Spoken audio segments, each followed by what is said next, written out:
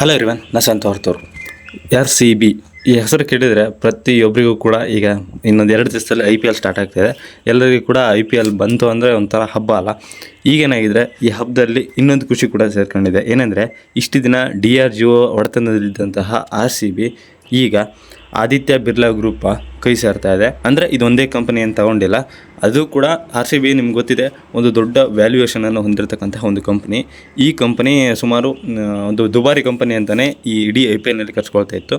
ಇದರ ವ್ಯಾಲ್ಯೂ ಎಷ್ಟು ಅಂದರೆ ಇವಾಗ 16,896 ಕೋಟಿ ರೂಪಾಯಿಗೆ ಬಿರ್ಲಾ ಗ್ರೂಪು ಮತ್ತು ಇನ್ನೊಂದು 3 ಕಂಪನಿಗಳು ಸೇರಿಕೊಂಡು 16,896 ಕೋಟಿಗೆ ತಗೊಂಡಿದ್ದಾರೆ. Aditya Birla group, Times group, Bolt ventures, Blackstone ಅನ್ನುವಂತಹ ಈ 4 ಕಂಪನಿಗಳು ಸೇರಿಕೊಂಡು 16,896 ಕೋಟಿ ರೂಪಾಯಿಗೆ RCB ತಂಡವನ್ನು ತಗೊಂಡಿದ್ದಾರೆ. ಇನ್ನೇನು ಒಂದು 2 ದಿವಸ ಇದೆ IPLಗೆ. ನಿಮಗೆ ಇದ್ರ ಬಗ್ಗೆ ಏನು ಅನಿಸುತ್ತೆ?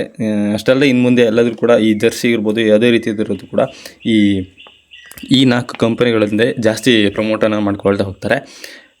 ಇದ್ರ ಬಗ್ಗೆ ನಿಮ್ಗೆ ಏನು ಅನಿಸುತ್ತೆ ಅಂದರೆ ಕೆಳಗೆ ಕಮೆಂಟ್ ಬಾಕ್ಸಲ್ಲಿ ತಿಳಿಸಿ. ಇದೇ ರೀತಿಯ ಮತ್ತೊಂದು ವೀಡಿಯೋ ಸಿಗ್ತೀನಿ. ನಮಸ್ಕಾರ.